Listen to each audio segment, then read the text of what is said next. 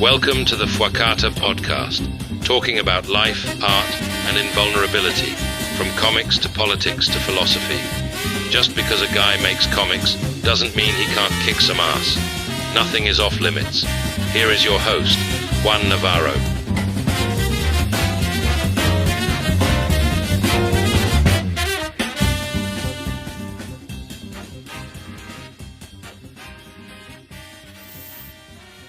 Violence was always the answer.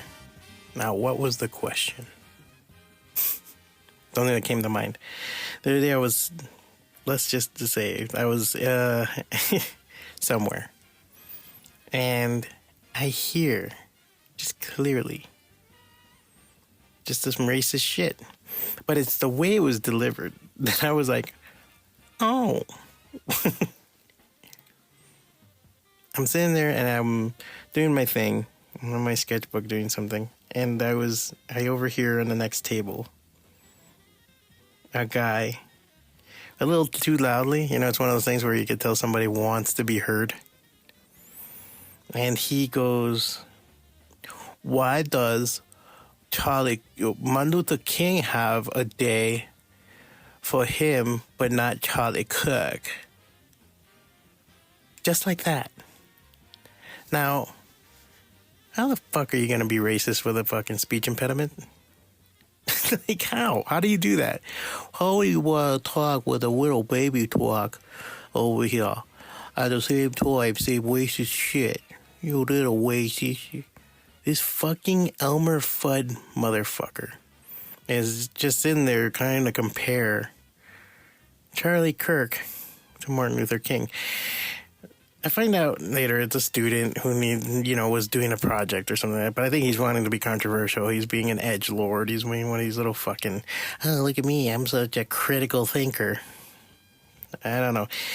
And you could tell, like, at that moment, you're like, oh, he's on, like, the spectrum or some shit. Like, you could tell, like, okay, you got some fucking shit wrong with you. And I'm like, all right, fine. You have to be political sometimes in these moments.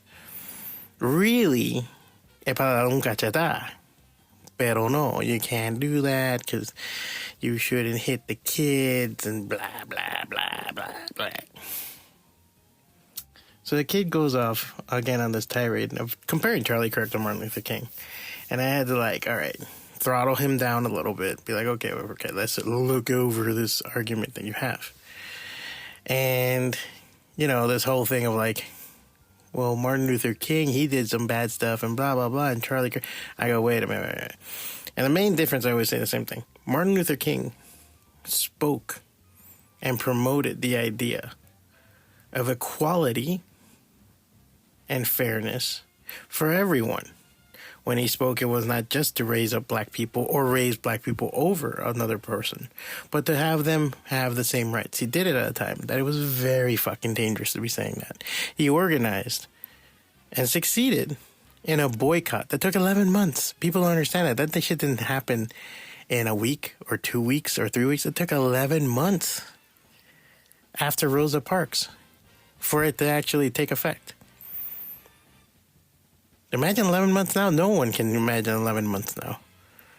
They're just, unless you're bombing Palestinians. So that was an amazing bout of process and ability to do something like that. Charlie Kirk had a podcast. He had a video podcast. He spoke down to people. He degraded people. He shitted on other people. He shitted on women. Shitted on blacks. Shitted on cultures. He pushed an agenda that was fucking horrendous and was racist as fuck. He did nothing to promote or lift humanity in total in any sort of way. And that's what I kind of told him. But I did tell him, all right, now if you want to run parallels and say how were they the same, right? They were both speakers and everything else, even though Martin Luther King as an orator was so amazing that people study him in school. They write papers about it. Charlie Kirk not only was many times wrong, but spoke like an asshole. All right? But one thing that you could run parallels with is both of them, to a certain degree, were very anti-war. Charlie Kirk, especially, Martin Luther King more than anybody, but with his anti-Vietnam stance. Yeah, hell, the famous quote that even was in a Public Enemy song, it was, they would rather switch than fight. Oof. Even if you ever hear it, even the people in the background go, ooh. So, amazing. But Charlie Kirk did speak out against certain wars. He spoke out against fighting in Iran. He spoke out against Israel and supporting Israel and having anything to do with it. Now, you could say cause of death might have been a parallel.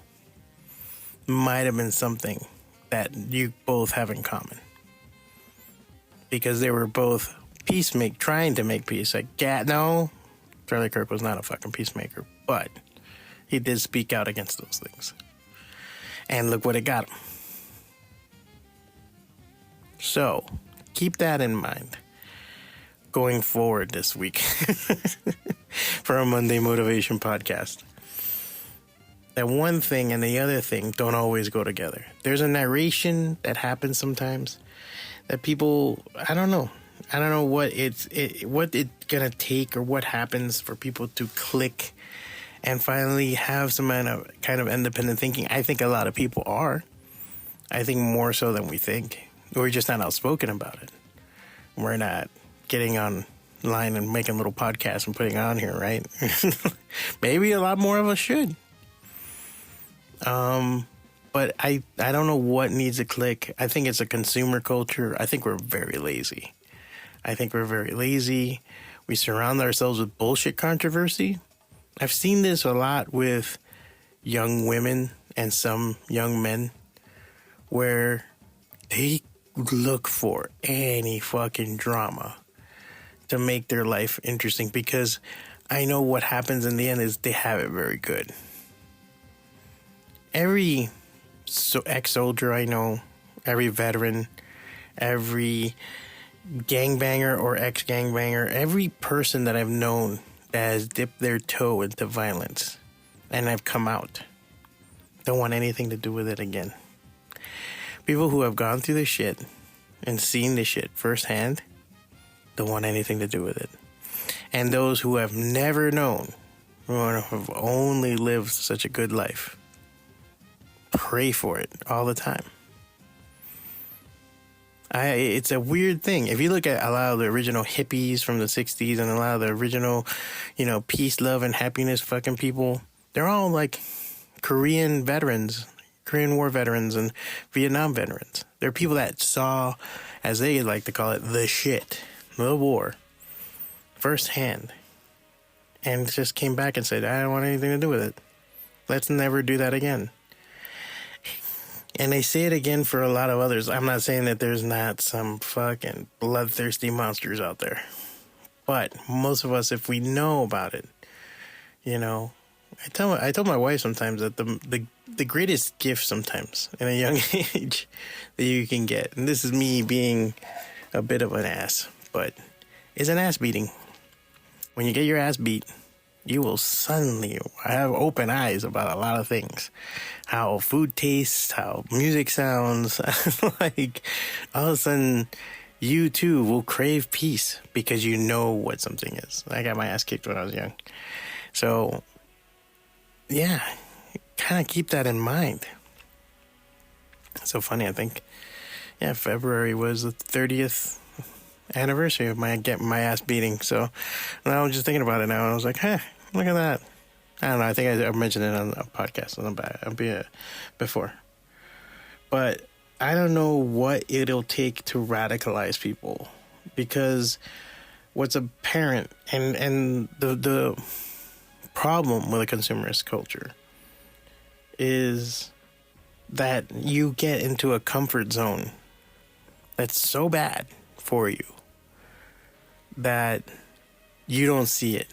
It's a pillow. It's a huge pillowy bed that you get to lie in and be so comfortable and so nice, and just close your eyes and wrap your arms over and By the time you realize, hey, this is a trap.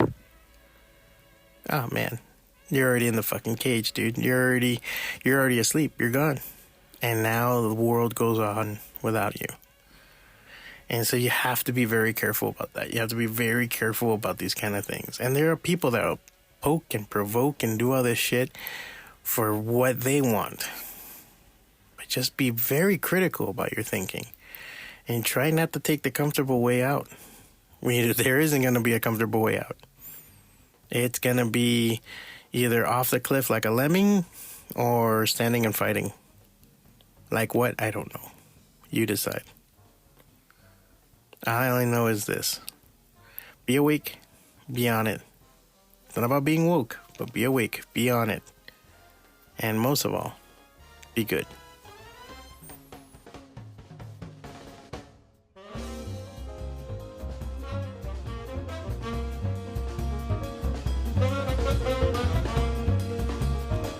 Thanks for tuning in. If you enjoyed today's episode and want more inspiration, insights, and updates, head over to fwacata.com. It's your one-stop hub for my art, comics, and everything creative. Let's keep building those big dreams, one small step at a time. You can also support the podcast on Patreon and/or Substack. See you there.